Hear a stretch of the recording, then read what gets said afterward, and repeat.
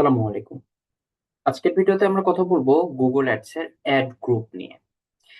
আমরা যখন একটা ক্যাম্পেইন রান করি গুগল অ্যাডস অ্যাকাউন্টের মধ্যে, তখন আমরা অনেক দ্বিধাদ্বন্দ্বে থাকি যে অ্যাড গ্রুপ কিভাবে তৈরি হলো, বা অ্যাড গ্রুপ কিভাবে আমি নেক্সট অ্যাড গ্রুপটা তৈরি করব, বা নেক্সট অ্যাড গ্রুপ আমি কোন জায়গা থেকে তৈরি করব। বিভিন্ন রকম প্রশ্ন আমাদের মাঝে তৈরি হয়। তো আজকের ভিডিওতে আমরা সেটা ক্লিয়ার করব। তো এটা আমার অ্যাকাউন্ট। এই অ্যাকাউন্ট থেকে আমি নতুন একটা ক্যাম্পেইন রান করতে চাই। ফার্স্টে new campaign, traffic, continue,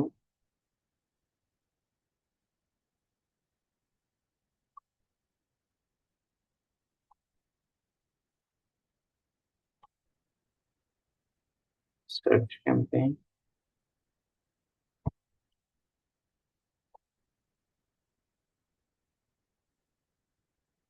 continue.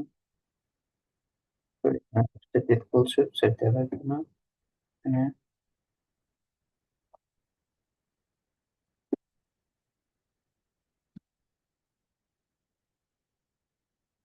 Continue করি, স্টার্ট নাও। দেখেন, যখন আমি একটা ক্যাম্পেইন রান করার উদ্দেশ্যে চলে আসব, তখন এখানে একটা সেকশন দেখতে পারবো। উপরের গুলা ফিল আপ করার পরে এখানে কিওয়ার্ড এন্ড অ্যাডস এ আসবো।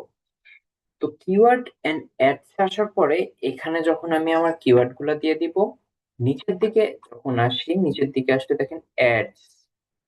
এই অ্যাডস যখন আমরা দিই, এখানে হেডলাইন, ডেসক্রিপশন, এগুলো যখন আমি ফিল আপ করে ফেলি, ফিল আপ করার পরে যখন আমি এটা সেভ করে ফেলি, তখন অটোমেটিকলি একটা অ্যাড গ্রুপ তৈরি হয়ে যায়। মানে এক্সট্রা ভাবে আর অ্যাড গ্রুপ তৈরি করতে হয় না।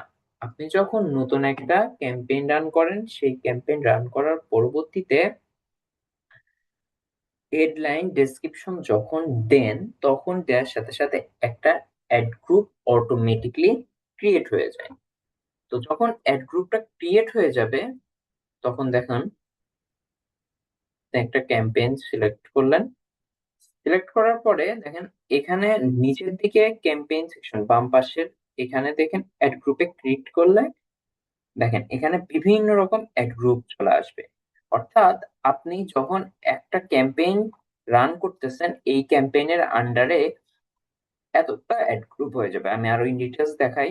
দেখুন, এখান থেকে যদি আমি এই ক্যাম্পেইনটা সিলেক্ট করি,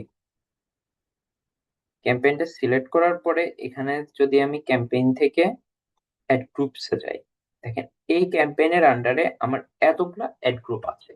অর্থাৎ আমি যদি এই ক্যাম্পেইনটা যখন সিলেক্ট করছি, তখন অটোমেটিকলি আমার একটা অ্যাড গ্রুপ তৈরি হয়েছে। পরবর্তীতে অ্যাড গ্রুপগুলো আমি প্লাস বাটনে ক্লিক করে আমি একটা একটা একটা একটা করে অ্যাড গ্রুপ তৈরি করছি।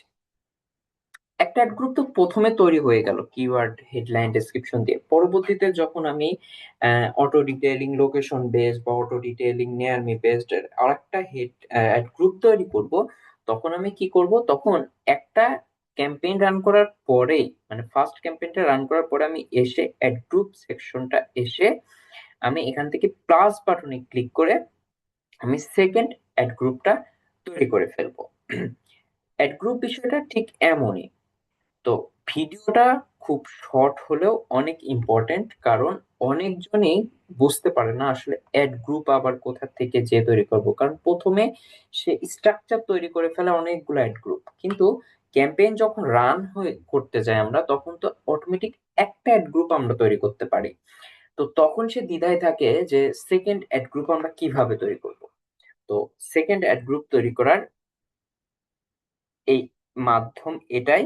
তো এই ছিল আজকের ভিডিওতে। পরবর্তীতে অন্য কোনো টপিকে ভিডিও করা হবে, কথা বলা হবে ইনশাল্লাহ। ততক্ষণ ভালো থাকবেন, সুস্থ থাকবেন এবং আমার জন্য দোয়া করবেন। আসসালামু আলাইকুম।